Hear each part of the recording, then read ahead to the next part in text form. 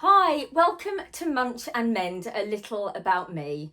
So this video I've created just to give a sort of small and quick overview of kind of my battle with eating disorders and how I got to the place that I am now.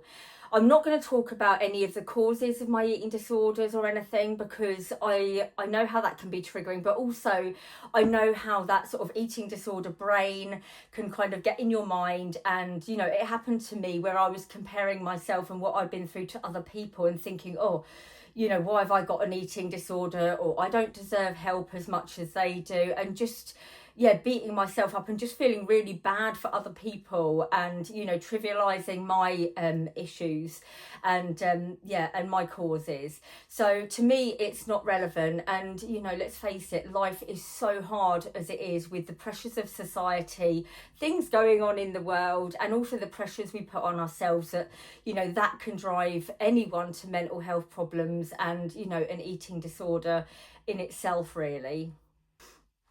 After years of battling a chaotic cycle of different eating disorders, what kind of led to a sudden change and me reaching out for a final go at treatment and, you know, just really wanting to let it go this time, was after I lost my mum to cancer about 4 years ago.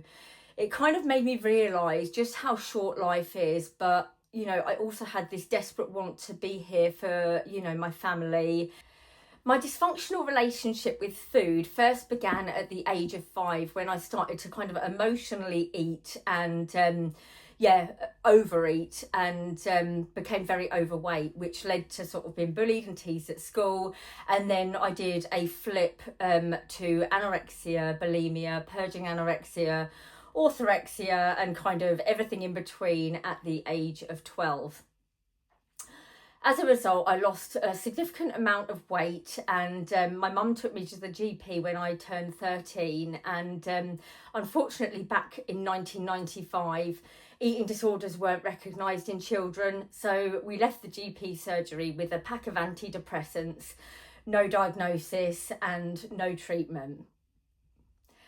As a result, my parents blamed themselves for my eating disorder, which just consumed me with guilt.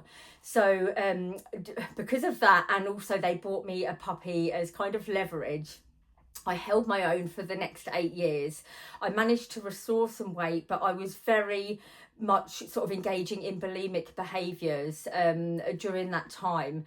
I completely engrossed myself into schoolwork, as I sort of felt that that was going to give myself validation and make me feel successful as you know, a human being. I think I transferred my obsession and sort of validation from my eating disorder to that, but unbeknown to other people, I was still struggling very much with my eating disorder. Shortly after I left school, my eating disorder kind of escalated to the extreme. By this time, it had become kind of part of me and really ingrained, because I'd been struggling with it and hiding it for many years. As a result, I have spent the last 3 decades obsessing over food, weight and shape. It was all I ever really focused on and all I ever really thought about. Because of this, I spent a lot of time engaging in some of the most degrading and dangerous eating disorder behaviours, which is what led to sort of numerous inpatient admissions to psychiatric wards, eating disorder units, the general hospital, A&E, visits to the GP, and just really kind of affected my life and quality of life. I think part of me, when I went sort of inpatient into an eating disorder unit, obviously I needed it at the time, but it was almost like this kind of warped eating disorder sort of brain told me, oh, you know, getting into an eating disorder unit kind of, you know, validates your eating disorder and says you're bad enough, and you know, that your eating disorder, that my eating disorder was kind of it was bad enough to kind of, you know, warrant me getting treatment and help. But once I was in these eating disorder units and the psychiatric wards, you know, I realise now, and that it was, you know, really, really difficult and kind of one of the worst things to happen to me in some respects. And yeah, I was just very unfortunate to experience some quite difficult and traumatic times whilst in these units. But yeah, there's also very much that kind of toxic competitiveness that just kind of sucks you in, and yeah, is just not healthy and not helpful. And kind of looking back now, I just, you know, would do anything to erase that, and just wish I'd kind of turned things around, or, you know, been able to manage whilst I was out in the community. However, there is one thing that, you know, it's easy for me to say that I regret all these things, but one thing I wouldn't change is, you know, I've got a very close friend, one of my best friends, who I met in there, and I wouldn't be where I am now. I wouldn't have the job that I've got now, or my husband, or all the lovely family and friends, and the new friends and family through my husband, because my life would have taken a different path. My relentless battle with food left me close to giving up on life on many occasions. But luckily, there was always something inside me that just wanted to fight for a so-called normal life, with the things that people were experiencing kind of on the outside in the community.